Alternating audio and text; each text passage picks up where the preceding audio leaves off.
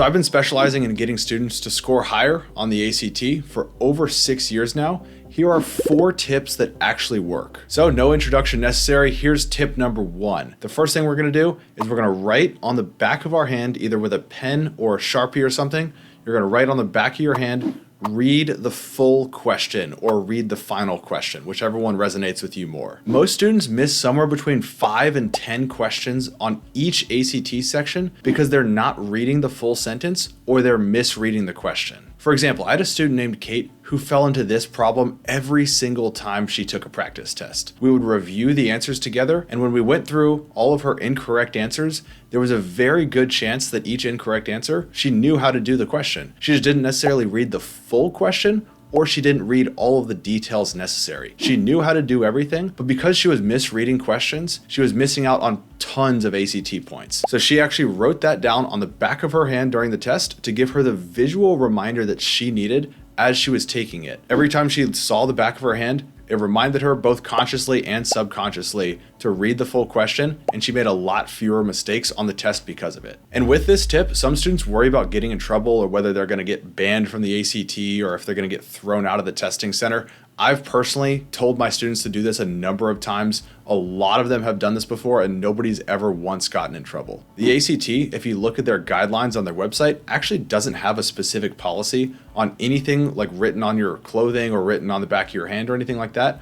Basically, as long as you're not writing down notes or formulas that will actually help you with a specific problem on the ACT, then they actually can't really do anything about it. So at the end of the day, it kind of comes down to the discretion of the proctor, who most of the time just doesn't really care, and they'll almost certainly give you no trouble at all because it's not cheating. Tip number 2, know which schools you're applying to and what their policies are on super scoring. Nowadays, almost all schools will accept super scores for your final test submission, which means that schools will only look at the top scores that you get from each section. Whether you took the test in February and April and September, you can kind of combine all of those scores together and just pick and choose the best scores from each test. For example, let's say you take the test in February and you get a 33 on the ACT math section, but you do really, really poorly on all the other 3 sections. Then let's say you take the test again in April and you get a 33 on reading, but you do really poorly on all the other sections, including maybe getting like a 20 on math. And then let's say you take the test for a 3rd time in June, and this time you get a 33 on the other 2 sections, the English section and the science section, but you do really poorly on the other 2 sections that you already did well on. Schools that accept super scores will only look at the top scores that you got from each test, which means they'll take the 33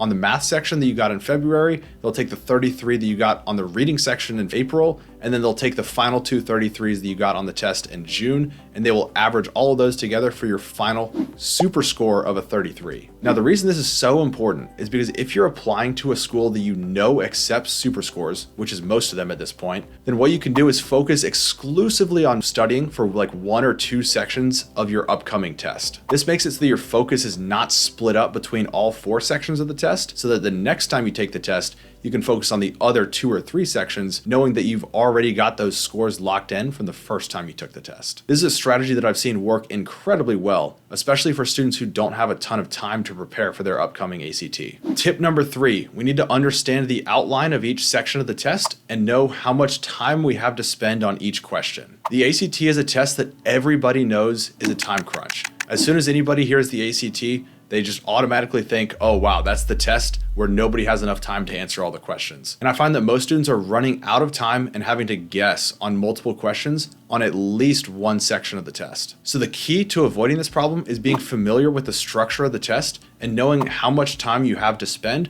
on each passage of the test or each section of the test that you're working through. And it's not always as easy as just dividing the number of questions by the amount of time that you have. For example, on the math section, there's 60 questions and you have 60 minutes to answer all those questions. But that doesn't necessarily mean that you just have 1 minute per question. Obviously, if you do the division, we get 1 minute per question, but it's more nuanced than that. The ACT math section starts out with super easy questions at the beginning and then gets into really hard questions at the end. So we have to be able to work more quickly through the easy questions at the beginning so that we have more time for the more difficult questions at the end. I actually recommend that if you're planning to answer all of the questions on the math section, you need to get through the first half, the first 30 questions in about 20 or 22 minutes. And that will leave you enough time for those tougher ones at the end of the test. Knowing how to pace yourself is absolutely critical for getting the best score that you possibly can. Because if you have to end up guessing or leaving questions blank at the end of the test, you're leaving countless free points on the table. Tip number 4, you have to take care of yourself in the days and really the whole week leading up to your ACT.